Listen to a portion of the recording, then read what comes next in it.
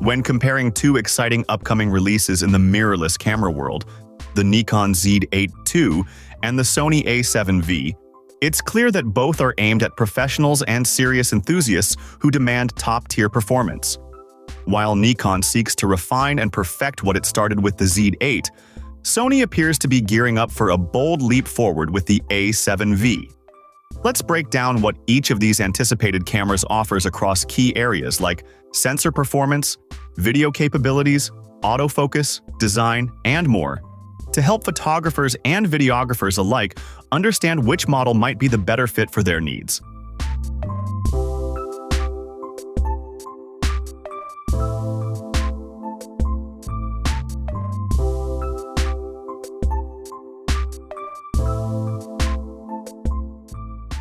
Starting with the sensor, the Nikon Z8 II is expected to retain a high-resolution full-frame sensor, potentially building upon the already powerful 45.7-megapixel sensor of the original Z8.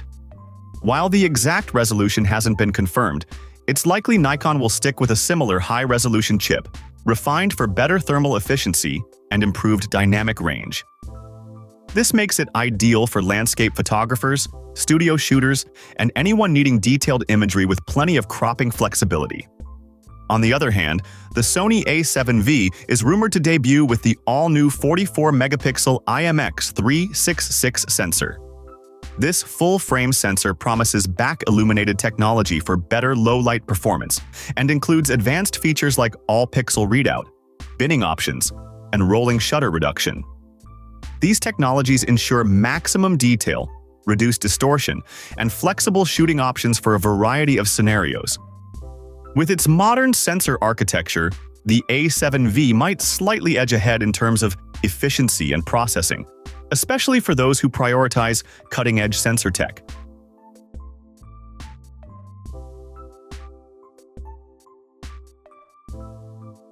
Video is an area where both cameras aim to shine, but they do so in slightly different ways. The Nikon Z8 II, learning from its predecessor's thermal limitations, is expected to introduce improved internal cooling mechanisms to support longer 8K and 4K recording. Nikon might even push toward 8K at 120 frames per second or 4K at 240 frames per second, though these features are speculative. If achieved, this would position the Z8 II as a dream tool for high-resolution filmmakers and slow-motion enthusiasts. Sony, however, is reportedly taking a very practical and powerful approach. The A7V is rumored to support 4K video at 120 frames per second with no crop. That's a big deal. It means you can capture ultra-smooth slow-motion footage without sacrificing your field of view. Additionally, with 10-bit internal recording, the A7V will allow colorists and video editors to work with more flexible and higher-quality footage. Sony's history of strong video tools, bolstered by its reliable heat management and proven autofocus, makes the A7V a top contender for hybrid shooters and content creators.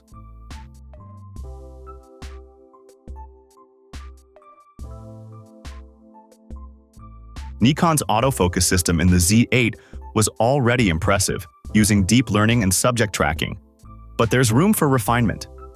The Z8 II could take things up a notch with AI-driven improvements in eye and subject detection, especially in low-light and fast-moving scenes. Nikon might also introduce a denser autofocus grid and better predictive tracking for wildlife and sports photography, making it a more competitive option in challenging environments. Sony, however, is almost synonymous with autofocus excellence. While specific details about the A7V's autofocus are still under wraps, it's expected to build upon the already brilliant real-time tracking system of the A7 IV. With advanced AI, improved subject recognition, and potentially faster processing thanks to the rumored Baoyon's XR processor, the A7V is likely to lead the pack when it comes to consistent and accurate focusing.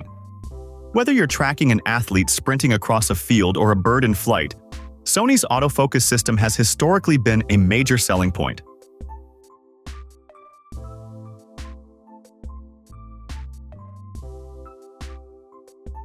Ergonomics matter, especially for long shooting sessions.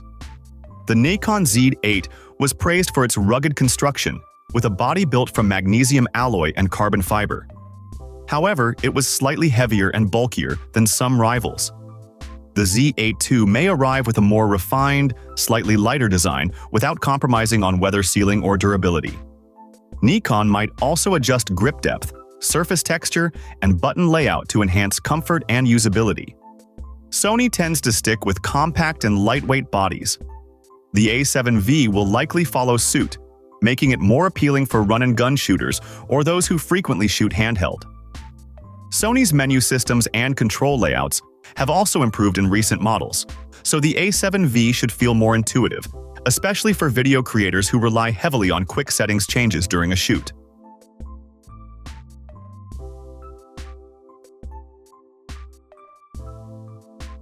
Battery life was a weak spot for the original Nikon Z8, particularly during intensive video use.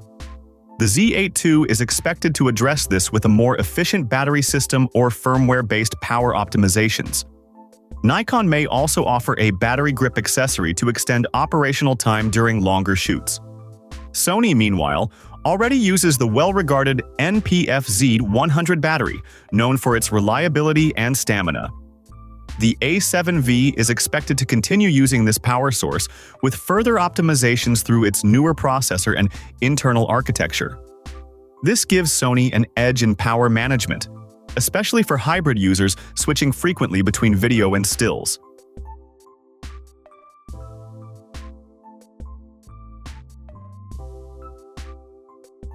Workflow is increasingly important, especially for professionals.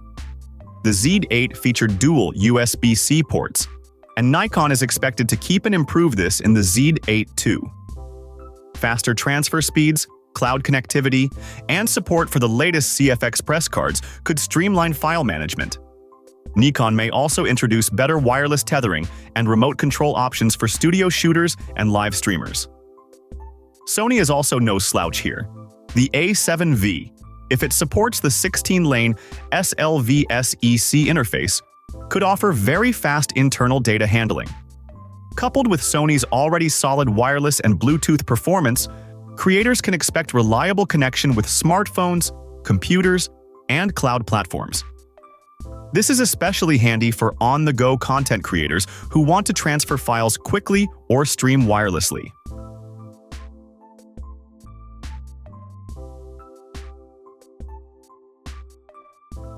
The Nikon Z8 had a solid electronic viewfinder and a bright OLED screen, but one big request from users was a fully articulating display.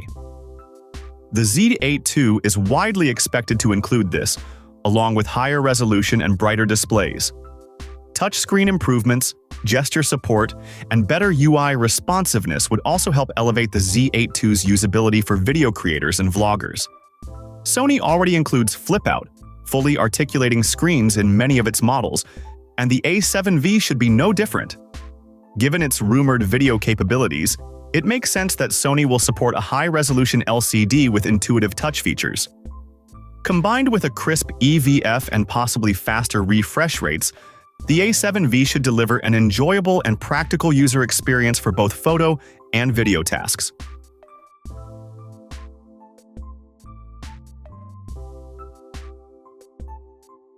When it comes to pricing, both cameras are likely to land in a similar range.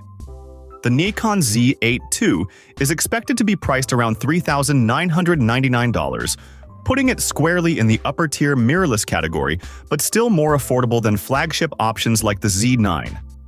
Given its improvements, this price seems justified if Nikon delivers on its promises.